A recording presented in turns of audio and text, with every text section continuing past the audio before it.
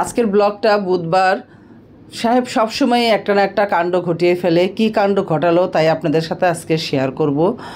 আর সব কিছুই যেন কেমন উল্টাপাল্টা করে ফেলে, আর সব সমস্যা আমার ঘাড়ের উপরে আসে পড়ে।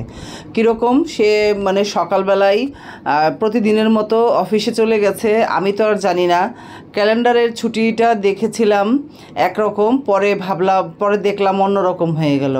আচ্ছা, সে সকালে অফিসে চলে গেছে, চলে যাওয়ার পরেই 1-1.5 ঘন্টা পরে বাসায় ফেরত আসছে। ফেরত এসে বলছে আজকে হলো কি বৌদ্ধ পূর্ণিমা না কিসের ছুটি, সরকারি ছুটির দিন।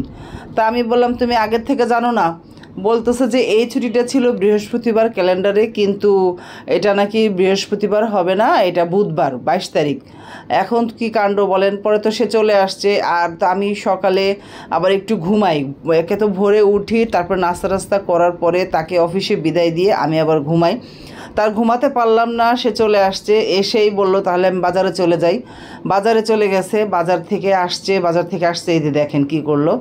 বাজার থেকে দুনিয়ার শাক সবজি আর এই যে পুঁটি মাছ নিয়ে আসছে, সাথে মুরগিও এনেছিল, সব কিছুই আনলো। তো এখন আজকে মানে আমরা যাব, আমি আর বড় মেয়ে যাওয়ার কথা ছিল মার্কেটে। তো আর আগের দিনই সব বলা যে আমরা সকালে উঠে নাস্তা করে আমরা চলে যাব। পরে আর কি এই যে সাহেব চলে আসছে বাসা থেকে এসে আবার বাজারে গেছে, বাজার থেকে এসে বাজার নিয়ে আসছে।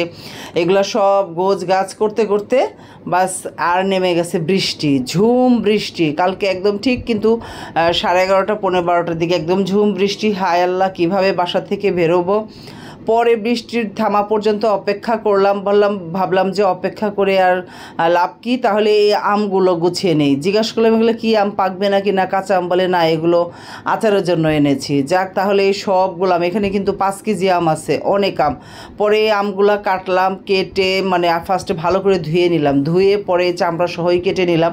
ভাবলাম কিছু টক মিষ্টি আচার বানাবো আর কিছু ঝাল আচার বানাবো। ঝাল আচারটা আমি খাই, বাচ্চারাও খায় না, সাহেবও খায় না। ওরা আবার বেশি মিষ্টিটা দিয়ে খায়, মানে টক ঝালও থাকবে, বেশি মিষ্টি থাকতে হবে। এই যে বৃষ্টি, এমন বৃষ্টি ছিল।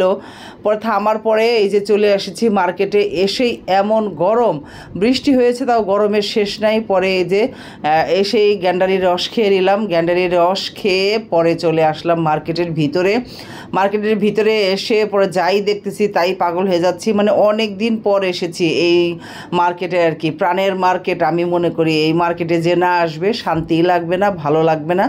তো বলে যাবেন কোন মার্কেটে এসেছিলাম। আজকের মতো এখানেই রাখি, কারণ ভিডিওটা অনেক বড় হয়ে যাবে। আপনারা আমার এই বকবকানি পুরাটা শুনবেনও না, এর জন্য বাকি ভিডিওটা কালকের জন্য রেখে দিলাম।